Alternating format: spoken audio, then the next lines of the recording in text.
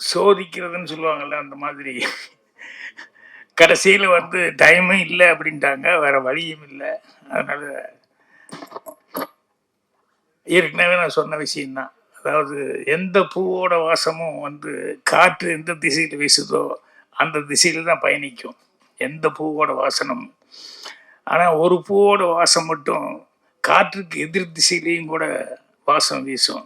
அது என்னன்னா ஒரு மனிதனுடைய நற்பண்பு அப்படிங்கிறது தான்.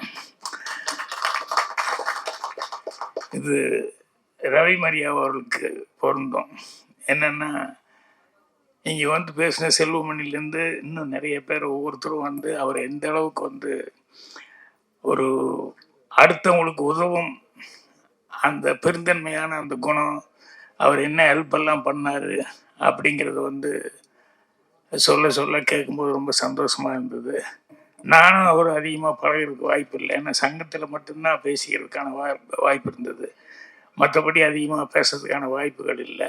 பட் இங்கே இவங்கெல்லாம் வந்து ஒவ்வொருத்தரும் சொல்ல சொல்ல சொல்ல அவருடைய நல்ல குணாதிசயங்கள் பார்க்குறது கொஞ்சம் கரடு முரடாக இருப்பார், பேசுறது சில நேரங்களில் கரடு முரடாக தான் இருப்பார். ஆனால் அவருடைய கேரக்டர் இந்த அளவுக்கு இருக்குது அப்படின்னு சொல்லும்போது எனக்கு அது ரொம்ப சந்தோஷமாக இருந்தது.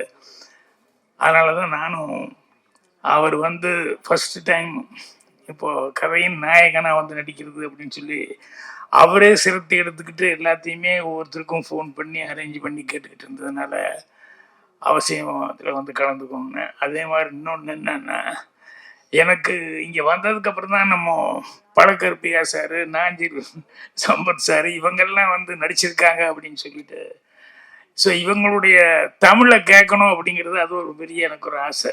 ஏன்னா அவங்க யூடியூப்லாம் இங்கெல்லாம் பேசும்போதெல்லாம் அவ்வளோ ஆனந்தமாக, ஏன்னா எல்லாருனாலையும் இலக்கண தமிழ் அவ்வளோ சுத்தமாக பேச முடியாது. இவங்கெல்லாம் அவ்வளோ சிறப்பாக பேசுகிறவங்க. ஸோ இந்த இதில் வந்து ஒவ்வொருத்தரும் பேசும்போது கேமராமேனுடைய ஒரு தனித்தன்மை எவ்வளோ சிறப்பாக பண்ணியிருக்காரு, அவர் எந்த அளவுக்கு ப்ரொடியூசருக்கு உதவியாக இருந்திருக்காரு அப்படின்னு பேசினாங்க. அதே மாதிரி மியூசிக் டைரக்டர் அவர் எந்த அளவுக்கு வந்து ஹெல்ப்பாக இருந்திருக்காரு அப்படின்னு பேசினாங்க.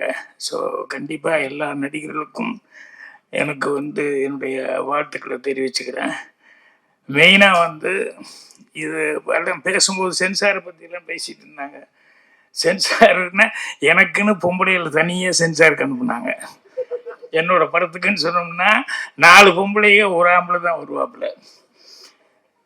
அது இவங்கெல்லாம் சென்சாரை பற்றி பேசும்போது நான் சிரிச்சுக்கிட்டே பார்த்துக்கிட்டு இருக்கிறேன். நான் மௌனகீதங்கள் ஒரு சீன் வச்சேன். ஆஃபீஸுக்கு புறப்பட்டு இருக்கும்போது அவன் பொண்டாட்டி சுகுணா சரிதா வந்து என்னங்க அப்படின்னு குடிச்சிட்டப்ப தான் வந்திருப்பாங்க. இந்த ஊக்கு மாட்ட முடியாது, அதனால வந்து என்னங்க கொஞ்சம் இந்த ஊக்கு மாட்டி விடுங்க அப்படின்னு. அவன் ஆஃபீஸுக்கு போன நேரத்தில் அதைக்கான இதைக்கான தேடிக்கு இப்போ வந்து இதை மாட்டேன் அதை மாட்டேங்கிற அடடா கழட்டுறதுனா மட்டும் ராத்திரியில் எவ்வளோ வேகமாக கழட்டுறீங்க. இதை அந்த பொம்பளையை பிடிச்சிட்டாங்க. இல்லை அது சரியா இல்லை, என்ன சரியா இல்லைன்னு டபுள் மீனிங். டபுள் மீனிங் எல்லாம் டைரக்ட் மீனிங் ஒரே மீனிங் தான். இதுல என்ன டபுள் மீனிங் எனக்கு புரியலையே அப்படின்னு. இல்லை இது எப்படி அப்படின்னு, ஏமா இது என்ன புருஷன் பொண்டாட்டிக்குள்ள தானேம்மா பேசிக்கிறாங்க, ரோட்டில் போகிறவங்க யாரோ ஒரு பொம்பளைகிட்ட போய் பேசணுமா? புருஷன் பொண்டாட்டிக்குள்ள அந்தரங்கமாக அவங்க 2 பேரும் மட்டும் பெட்ரூமில் இருக்கும்போது பேசிக்கிறாங்க. இதில் என்ன தப்பு? நீ ஏதாவது கொடுக்குறதுனா யூஏ ஏதாவது ஒன்று கொடு, ஆனால் இது பண்ணக்கூடாதுன்னு மட்டும் சொல்லக்கூடாது. அது எப்படி நீங்கள் வந்து அது சொல்லலாம் அப்படின்னு. இல்லை நீங்கள் 3 நாள் மேட்டராக வச்சுருக்கீங்க. ஆமாம்மா நாட்டில் நடக்கிறது போல வச்சுக்கிட்டு தான் இருக்க முடியாது, அதுக்கு என்ன பண்ணுறது, இல்லை ஒன்றும் தப்பு ஒன்றும் இல்லையே. நான் சின்ன வயசுலேருந்து என்ன பார்த்துட்டு இருக்கணும் அது இது பண்ணுறேன். இல்லை நீங்கள் 3 நாள் கழித்து வந்து சினிமா கூப்பிட்டு போனேன் ஆண்டி அப்போ சொல்ல வேண்டியது தானே, அது கடையில் வாங்கி கொடுத்தேன்னு அப்போ சொல்ல வேண்டியது தானே அப்படி இப்படின்னு சொல்லிட்டு இது ஒன்றுக்காக தானே அப்படின்னு சொல்லிட்டு இதில்லை. ஆமாம்மா பொம்பளைக்கு கோபம் வரத்தான் செய்யும். அவங்க என்ன நினச்சாங்க, ஏதோ பிரியமா வந்து வெளியூர்லேருந்து வந்து என்ன கூப்பிட்டு போகிறேன்னு நினச்சா, இந்த பேட்டருக்காக தான் ரெடி ஆகிட்டு இருக்காரு அப்படின்னு சொல்லும்போது எந்த பொம்பளைக்கு தாங்கிக்க முடியும்? ஸோ அந்த மாதிரி சினிமாவில் வந்து சில காட்சிகள் வந்து வருதுங்கும்போது நேச்சுரலாக இருந்தது அப்படின்னு சொன்னோம்னா அது போராடி வந்து பண்ணிடலாம். பட் இவங்க இந்த டைப் இல்லை. ராம்தேவ் வந்து இப்போ வச்சிருக்கிறது வந்து பொலிட்டிக்கலாக வந்து வச்சுருக்காரு. அதனால் நான் அதிகமாக அந்த மாதிரி பொலிட்டிக்கல் இதில் போகணும். நம்ம பொலிட்டிக்கல் எல்லாம் இதுதான் குடும்ப மேட்டரில் தான் இருக்கும் என்னோடது. ஸோ அதனால் சென்சாருக்காக ஒன்றும் யோசனை பண்ணணுங்கிறதெல்லாம் இல்லை. எப்படி இருந்தாலும் இந்த போராட்டம் வரத்தான் செய்யும். அதில் எப்படியும் போராடி ஜெயிச்சு தான் ஆகணும், வேறு வழி இல்லை. அவர் பேசும்போது நமக்கு ஒரு டெம்டேஷன் வர அளவுக்கு ஒவ்வொருத்தர் பற்றியும் சொன்னார் ராம்தேவ். இவரை பற்றி அவரை பற்றி எப்படியெல்லாம் கூப்பிட்டோம், எப்படியெல்லாம் நடிக்க வச்சோம், அப்படி இப்படின்னு சொல்லிட்டு இதில் அவருடைய டேலண்ட்டு தான் தெரியுது. எப்படியெல்லாம் ஒவ்வொருத்தரையும் ஐஸ் பண்ணி அவர் வந்து நடிக்க வச்சிருப்பாருன்னு. இதில் 2 பேர்த்துக்கு ரொம்ப நன்றி சொல்ல வேண்டியது. ஒன்று தயாரிப்பாளர் சரவணன் அவர்களுக்கு. என்னன்னா, அவர் ஒரு படம் நின்று போச்சு அப்படிங்கும்போது இது நமக்கு தேவையா அப்படின்னு நினைக்காம, ஐயோ ஒருத்தன் வந்து கஷ்டப்படுறான், பாதியில் நிறுத்திடணும், இதை எப்படியாவது நம்ம கரையேற்றி கொடுக்கணும் அப்படின்னு சொல்லிட்டு அந்த ஒரு பிராட் மைண்டோட அவர் வந்து வியாபாரம் அப்படிங்கிறது மட்டும் நினைக்காம ஒரு மனிதன் வந்து ஒன்று ஆரம்பிச்சுட்டா இவ்வளோ தூரம் ஆயிருக்கு, சரி நம்ம எப்படியாவது கரையேற்றி விடுவோம் அப்படின்னு சொன்னது அவருக்கு. அப்புறம் இதுக்கு விநாயகர் சொல்லி போட்டது நம்ம யார் ரங்கநாதன் முதல்ல கதையை வந்து சொன்ன உடனே அவர் சந்திரசேகர் சார்கிட்ட கொண்டு போய் கொடுத்து அவர்கிட்ட சொல்லி எல்லாமே சொல்லி, ஸோ ஒரு சிறப்பான படத்துக்கு வந்து இவங்க எல்லாம் உதவி பண்ணியிருக்காங்க. இவங்க எல்லாத்துக்குமே என்னுடைய மனமார்ந்த நன்றியும் வாழ்த்துக்களையும் வந்து நான் தெரிவிச்சுக்கிறேன். அவங்க சொன்னதில் வச்சு அவங்க பேசுனது வச்சு படம் வந்து கண்டிப்பாக இந்த நேரத்தில் வந்து இந்த மாதிரி பொலிட்டிக்கல் சட்டையர் படம் வந்தது அப்படின்னு சொன்னோம்னா எதிர்பார்ப்பு கூடுதலாக தான் இருக்கும். அது சிரிச்சுக்கிட்டு காமெடியாக சொல்லும்போது கண்டிப்பாக எல்லாத்துக்கும் பிடிக்கிற மாதிரி தான் இருக்கும். அதனால் ரவி மரியா அவர்களுக்கு என்னுடைய மனமார்ந்த வாழ்த்துக்களை வந்து நான் தெரிவிச்சுக்கிறேன். அவர் கேரக்டர் படத்துட்டு இப்படி என்னன்னு தெரியல, பட் இங்கே எல்லாரும் பேசுனதை வச்சு அவர் கேரக்டர் பார்க்கும்போது அதுவே அவருக்கு பெரிய பேரும் புகழையும் வாங்கி கொடுக்கும். அவர் எனக்கு என்னுடைய மனமார்ந்த நல்வாழ்த்துக்கள் எல்லாத்துக்கும் தெரிவிச்சுக்கிறேன். நன்றி, வணக்கம்.